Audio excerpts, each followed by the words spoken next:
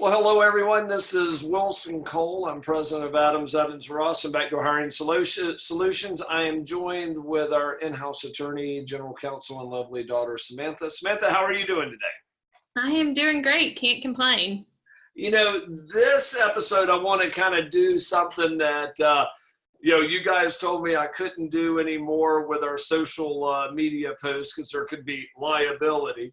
So we'll do it in kind of a little different setting, but we're going to kind of do a version of my short-lived but very popular show on Facebook of They Said What? So why do you crack yourself up? I do crack myself up. So what I want to do is I want to go through several of the things that we hear over here that just make you scratch your head and literally, you said what? The one that I ran into last week, which kind of got me on this thought process for what we would talk about today, is we had a recruiting client pay a debtor, a debtor hire a candidate and didn't pay him. And we reached out to the debtor. And the debtor said, well, we never paid them.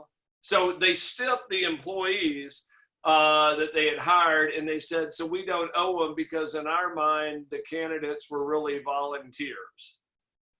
Woo! They said, what? So anyway, yeah, I still miss that show that we used to do, or I used to do. So y'all told me I couldn't do it anymore. Now, you've had a couple where, they said something about a resume. Kind of explain that one. I think my new favorite argument, and I have even gotten this one from attorneys, is, yeah, they asked for a resume, but the contract, and this comes back to, we've done one of these on how predatory some of the master service agreements from your client can be. So the contract states you have to submit resumes in this very certain, mother may I way. However, the HR manager sends an email to the hiring manager saying, hey, this recruiter's cleared to send resumes, use them if you need them. The manager then reaches out, says we need these 3 positions. The client sends resumes over, and then they want to argue, yeah, even though we asked for them, you didn't respond in the way under the contract, so therefore it's not owed. So there you go. And with my signature move that y'all told me I couldn't do anymore was, oh, they said what? Okay. And the more I look at this, I realize I've suckered you into an episode of They Said What as an unwilling participant. Yeah, I wasn't going to point it out. I'm just glad that you didn't give me a heads up at Sunday night dinner last night. The other thing is that sometimes where the debtor wants to pay in weird ways, because we actually had a pot farm that wanted to pay our fee for the collection fee that the client was wanting to charge back. They wanted to pay it in pot stock, or for the stock, and of course you had said that we couldn't, and which I still think it wasn't just stock in the company. We were going to get part of the farm. We were not getting part of a farm, but I think that's what they offered. I think it was just stock in the farm, but we turned it down. So what's one of the weird ways that you've heard people say, or is that the weirdest example of how they wanted to pay our client or pay our fee? We did have somebody want to escrow a truck.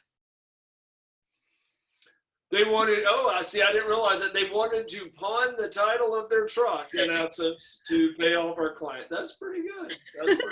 That one was actually being handled by one of our forwarding attorneys that I have a close relationship with, and I don't know if I've ever heard him laugh as hard as the day he called me with that one.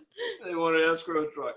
Well, the last one is over on the staffing side, and this is one that you ran into where their attorney was arguing that our clients caused them damage because our folks pulled the temporaries. go ahead and kind of share the backstory on that one. I mean, it was one that our client had given more willingness than I've ever seen of, okay, get us next month, get us next month.